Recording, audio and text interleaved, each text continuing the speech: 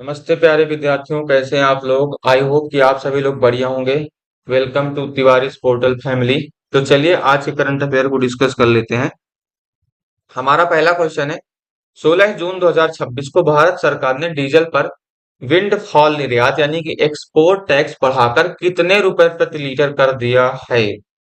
तो अब यहाँ पे डीजल पर एक्सपोर्ट टैक्स कितना बढ़ गया है, तो 14 रुपए प्रति लीटर, 14 रुपीज पर लीटर हो चुका है।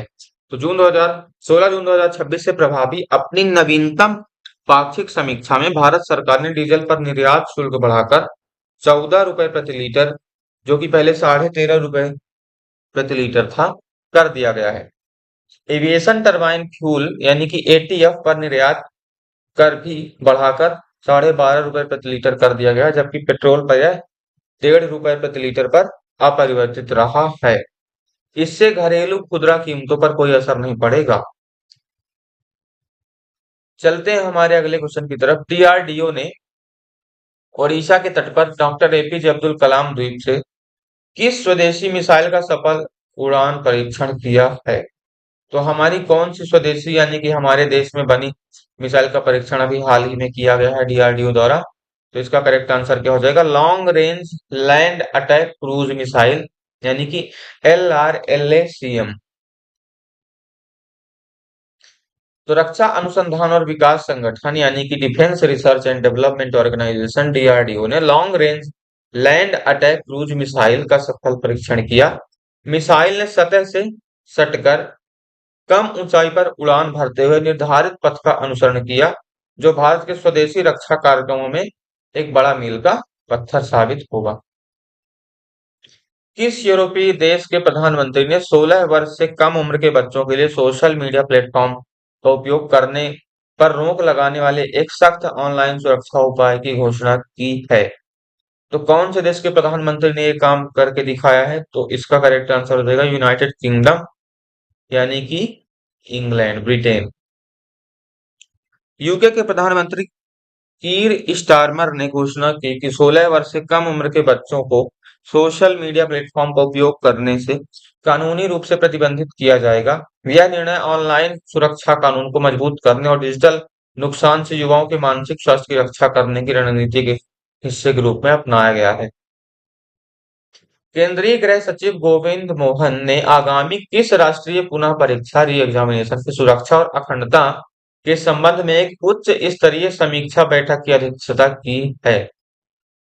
तो किस यहाँ पे राष्ट्रीय एग्जाम के लिए किया गया है, तो इसका करेक्ट आंसर क्या हो जाएगा, नीट के लिए। तो अभी आपको पता होगा स्टूडेंट्स की नीट के पेपर फिर से यहाँ पे लीक हो गए थे, तो उसकी सुरक्षा के लिए इस बार बैठक बुलाई गई और उसमें कड़े सुरक्षा इंतजामों और परीक्षा पर शुचिता बनाए रखने पर विशेष ध्यान दिया गया है।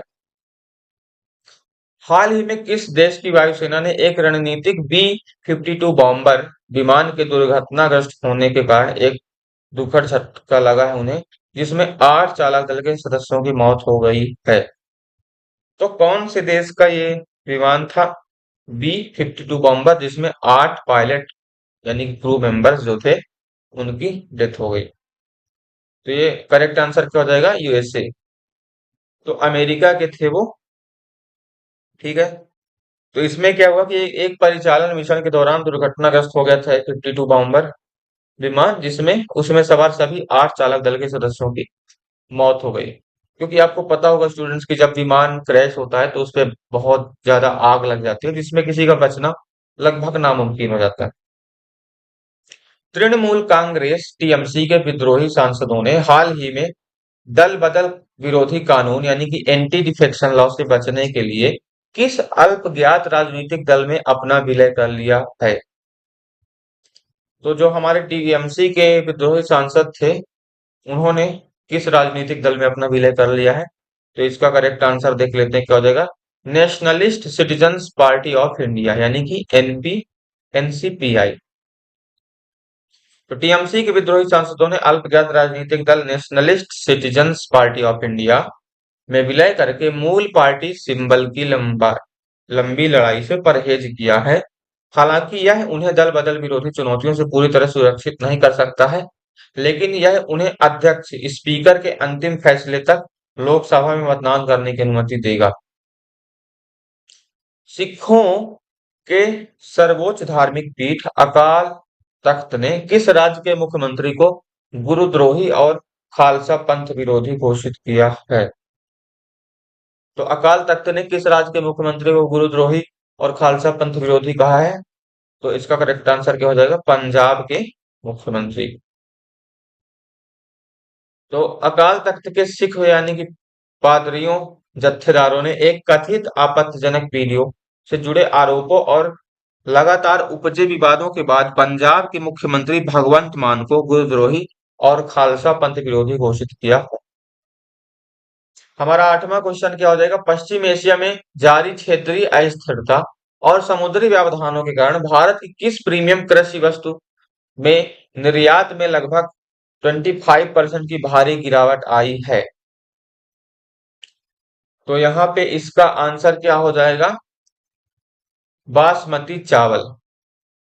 तो व्यापारिक आंकड़ों से पता चला है कि पश्चिम एशिया में शिपिंग बाधाओं और भू राजनीतिक तनाव के कारण भारत के बासमती चावल के निर्यात में लगभग 25% की गिरावट आई है।